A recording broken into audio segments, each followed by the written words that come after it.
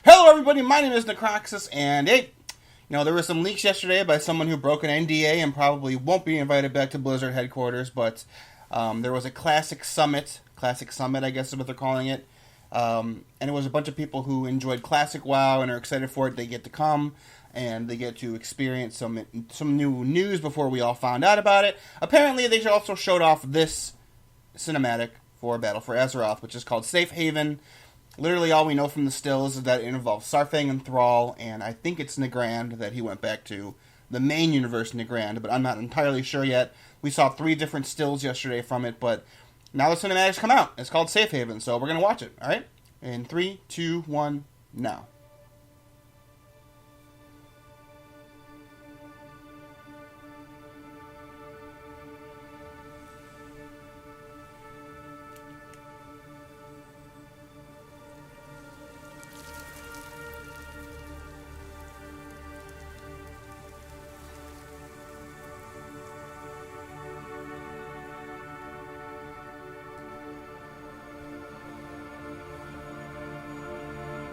Oh yeah, Nagrand for sure. The floating islands give it away. In our universe.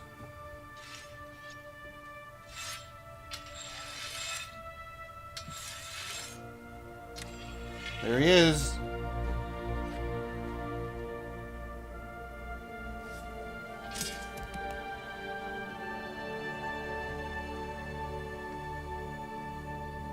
Oh my god, is this Great Mother Gaia's old house? It looks very similar to it. So, this is home now. Home. Family. And where are they? Not far. This world. Well, it looks good. But it's wrong. Broken. Falling apart. Just like the Horde. Do you know what she's done while you've been hiding? I left that life behind. Thrall, stop. I'm no one's savior. Thrall, stop. We need you. I will not lead the Horde. I didn't ask. But I hoped you would at least fight for it.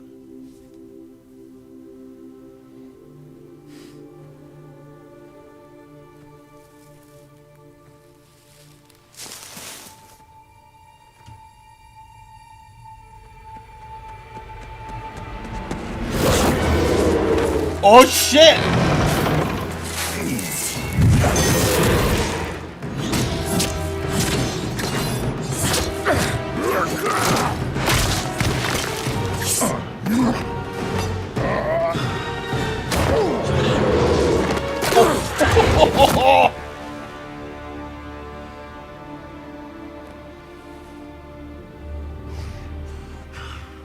You were followed!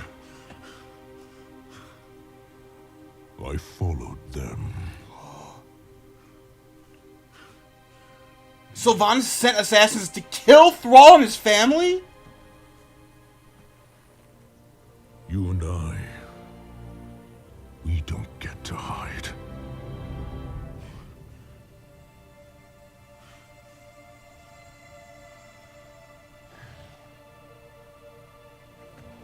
That's it. It's done now. Sylvanas has got to go. There's only one way this can go now.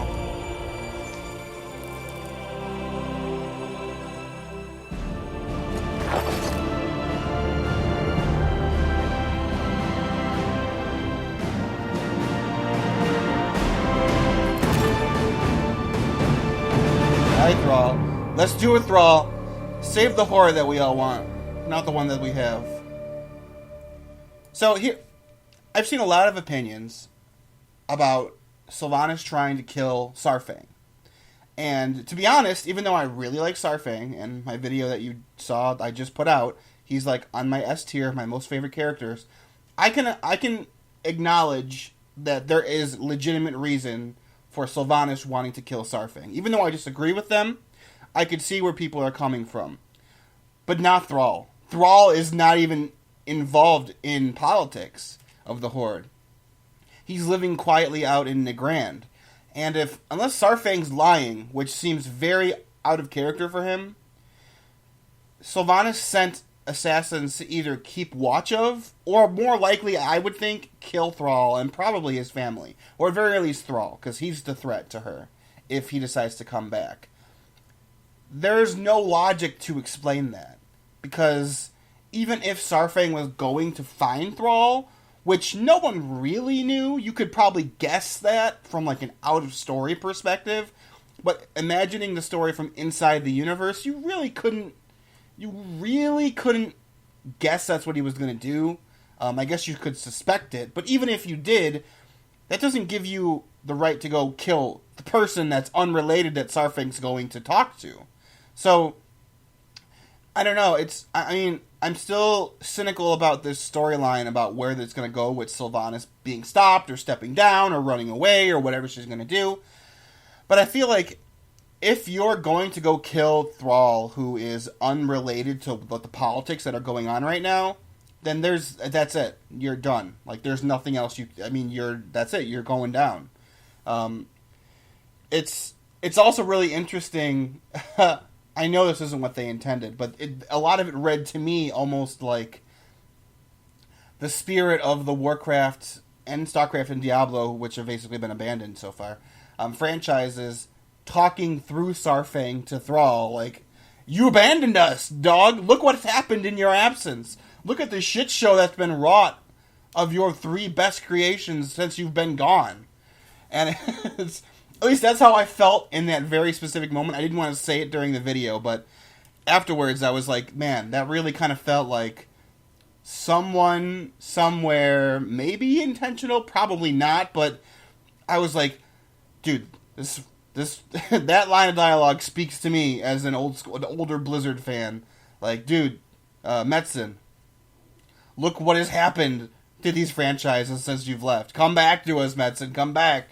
And Metzen saying, I don't want to lead, but maybe he can help fix it. Metzen, come back to Blizzard, help us. Help save the thing that we love. But yeah, that was great. I could go on about something about how it only seems like the Horde really only gets these high-res cinematics, but that's been done to death, and it's never going to change because it's clear that the Horde are the main characters of Warcraft, and the Alliance just gets to watch like we're in a movie theater. But it always seems to be the high-res cinematics before now were always introductions to expansions, which usually feature the Alliance and the Horde, or a neutral threat like Deathwing. Or, so we either get a combined cinematic, or we get a Horde cinematic. There hasn't been a single high-res cinematic like this about the Alliance. There's not been a single one. Even if you want to talk about the one with Anduin and Saurfang in the Stockades, that one at its core is still about the Horde's inner conflict storyline. It's still about a Horde storyline that Anduin is just like commenting on and being like, I need help because I can't do it. And, and Saurfang is as big or even bigger of a character in that cinematic as Anduin is. So it's, like I said, it's frustrating. And I see a lot of people after these leaks came out yesterday talking about this. And then I also saw the backlash to this, which are people saying, well, you guys are just whining to whine and complaining to complain. And it's like, dude, you as Horde fans don't get to, after the fact, yell at Alliance players who are upset that for 15 years the Horde has been the main character and the Alliance are getting kind of sick of it. You don't get to passive-aggressively poke people and be like, you're just complaining to complain. And the people who are doing that, you know who you are. I've seen it, we've all seen it, whether it's online or in forums or in Discords. It's super easy to complain about the ones who don't have anything when you have all the things. I'll leave it at that. But, yeah, the cinematic was great. Saurfang's cool. I'm more convinced than ever that the way Sylvanas gets brought down She's not getting killed. There's no way they're going to kill her because she has too big of a fan base, and that's what drives the storyline now. It's just fan base reactions and rule of cool moments where logic goes out the window for cool things to happen. So, but I think, however Sylvanas goes down, either she gets kicked out, she resigns, or she runs away. I do think Saurfang will die to make that happen. There are so many callbacks to just death and, sadness and the resignation of the fact with Saurfang everywhere you look in all of his cinematics. In this one, it's him touching the wheat and the wheat kind of just fading away.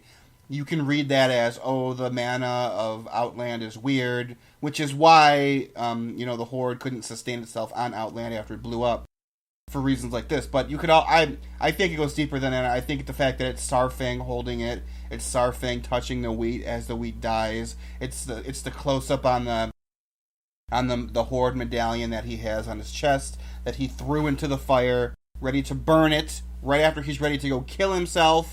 Or commit suicide by Alliance forces, and then it gets pulled out of the fire. I think there's definitely a reason why they focused on that one specific emblem, because it's very much emblematic of Saurfang as a character. Ready to go die, pulled out of the fire at the last second by Zakan, and now is soldiering on. But I really think the end game of Saurfang is his death. But I think if Saurfang dies to save the Horde, that would be a worthy death for him. So, yeah. That's what I think, guys. Let me know your thoughts in the comments below. But until then, stay awesome. And, yeah, farewell.